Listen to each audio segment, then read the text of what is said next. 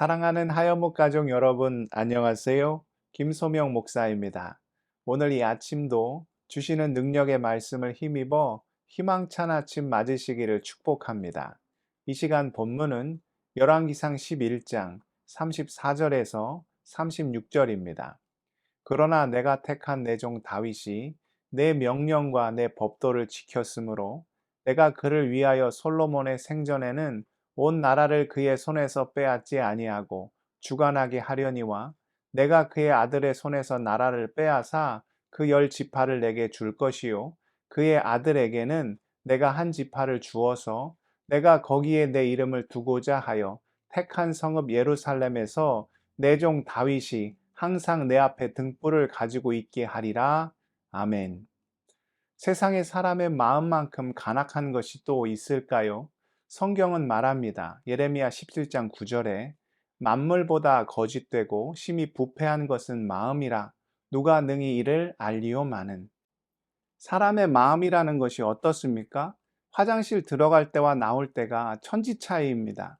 급할 때는 하나님을 찾습니다. 온갖 겸손한 자세로 지푸라기라도 잡는 심정으로 간절히 주님께 매달리죠. 그런데 등 따시고 배불러지면 내가 언제 그랬냐는 듯이 고개를 돌리고 입을 싹 닦는 것이 인간의 악한 마음입니다. 솔로몬도 처음에는 하나님께 어떻게 나아갔습니까? 일천번제를 드리며 주님께 바짝 엎드렸지요. 그런데 그가 지혜와 부와 명예를 얻고 그 명성이 여러 나라에 전파되며 그야말로 남부러울 것이 없는 상황이 되니까 하나님을 향한 그의 겸손과 순종은 온데간데 없어지고 교만과 불순종과 우상숭배와 온갖 간악한 일들이 그의 심령에 가득하게 되었지요. 앞서 살펴본 대로 그가 전성기를 구가하면서 행한 일들은 모두 가증한 것들 뿐이었습니다.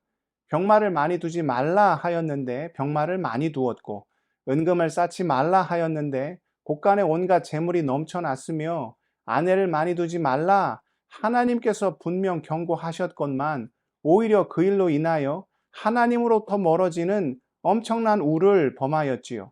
이처럼 인간은 고개를 들 힘만 있으면 죄를 생각하고 숨 돌릴 여유만 생기면 여호와 하나님 앞에서 가증한 일들을 행합니다. 그러나 이와는 정반대로 우리 하나님은 어떤 분이십니까? 그 맺으신 약속을 결코 잊지 않으시고 어떻게든 자기 백성을 구원으로 인도하시려는 사랑과 자비와 긍휼이 풍성하신 분이시지요. 오늘 말씀에는 선지자 아히야를 통해 보여주신 솔로몬을 향한 하나님의 무서운 심판의 계획이 기록되어 있습니다. 솔로몬의 신하 중에 여로보암이라는 자가 있었습니다. 그는 왕의 명령을 충실히 이행한 솔로몬의 신복으로 성경은 그에 대하여 큰 용사, 부지런한 청년이라는 표현을 사용하고 있지요. 어느 날 그가 들녘에 나갔다가 선지자 아히야를 만나게 됩니다. 새 의복을 입고 있던 선지자 아히야는 자신의 옷을 12조각으로 나눈 뒤 그 중에 10조각을 여로보암에게 주었습니다. 그리고는 이렇게 말하였지요. 오늘 본문 31절에서 33절입니다. 여로보암에게 이르되 너는 10조각을 가지라.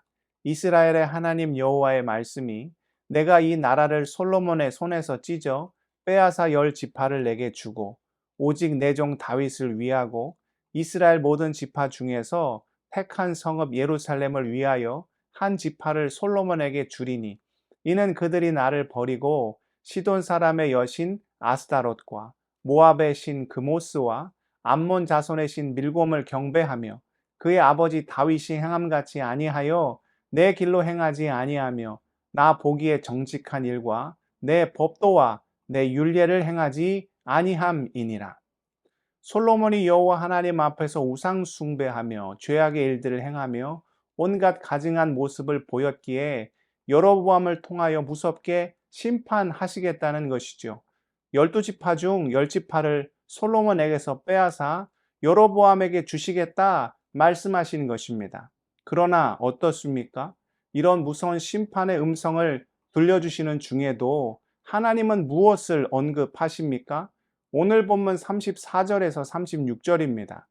그러나 내가 택한 내 종 다윗이 내 명령과 내 법도를 지켰으므로 내가 그를 위하여 솔로몬의 생전에는 온 나라를 그의 손에서 빼앗지 아니하고 주관하게 하려니와 내가 그의 아들의 손에서 나라를 빼앗아 그 10지파를 내게 줄 것이요 그의 아들에게는 내가 한 지파를 주어서 내가 거기에 내 이름을 두고자 하여 택한 성읍 예루살렘에서 내 종 다윗이 항상 내 앞에 등불을 가지고 있게 하리라. 솔로몬이 범죄함으로 하나님의 무서운 심판을 당하게 될 것이지만 그러나 무엇은 변함이 없다.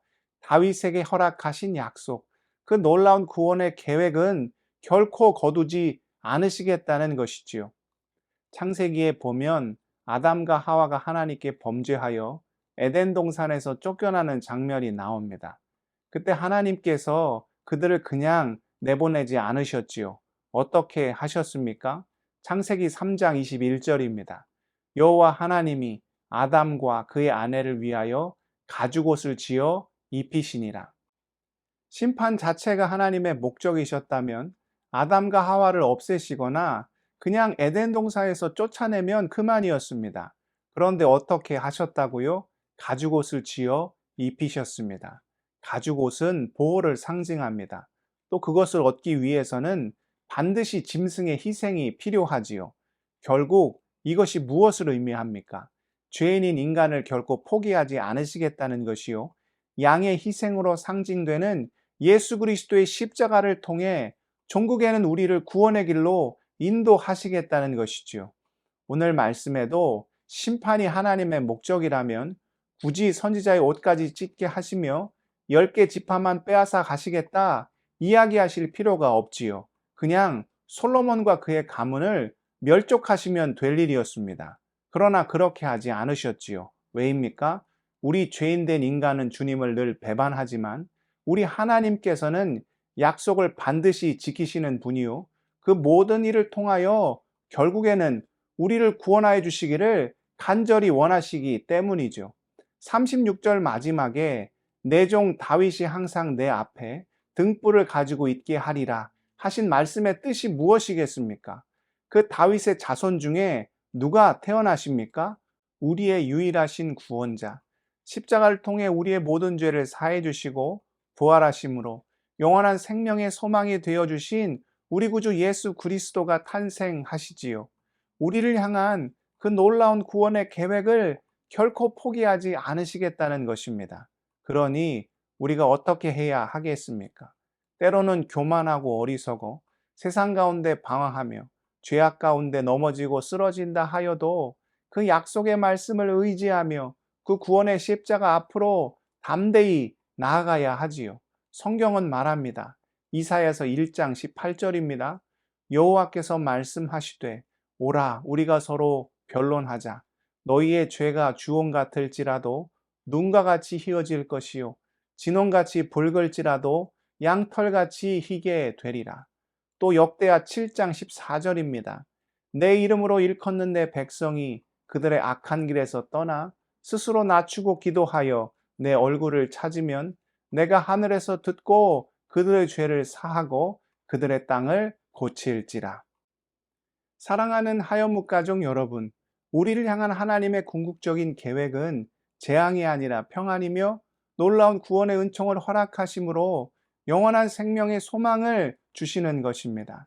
오늘 이 아침도 신실하신 하나님, 약속을 반드시 지키시는 하나님, 결국 우리를 평안과 은혜의 길로 인도하시는 여호와 하나님을 온전히 의지함으로 삶 속에서 주의 놀라운 구원을 경험하실 수 있기를 축복합니다. 기도하시겠습니다.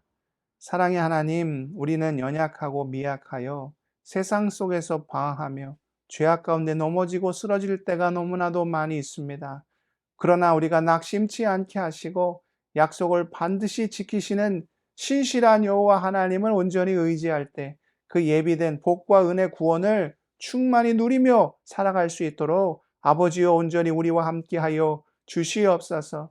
무엇보다 모든 믿음의 지체들의 눈물과 고통과 아픔과 탄식을 주님께서 친히 다 아실 줄 믿습니다. 오 주여 그 능력의 손으로 구원의 손으로 십자가의 손으로 보혈의 손으로 어루만져 주시고 안수하여 주셔서 모든 고통의 일들 능히 감당케 하시고 그 입술에서 절망과 탄식이 아니라 감사와 찬양이 넘쳐날 수 있도록 우리의 삶을 온전히 주장하여 주시옵소서. 오늘 하루의 삶도 온전히 주님께 올려드리오며 존귀하신 우리 구주 예수 그리스도의 이름으로 간절히 기도드리옵나이다.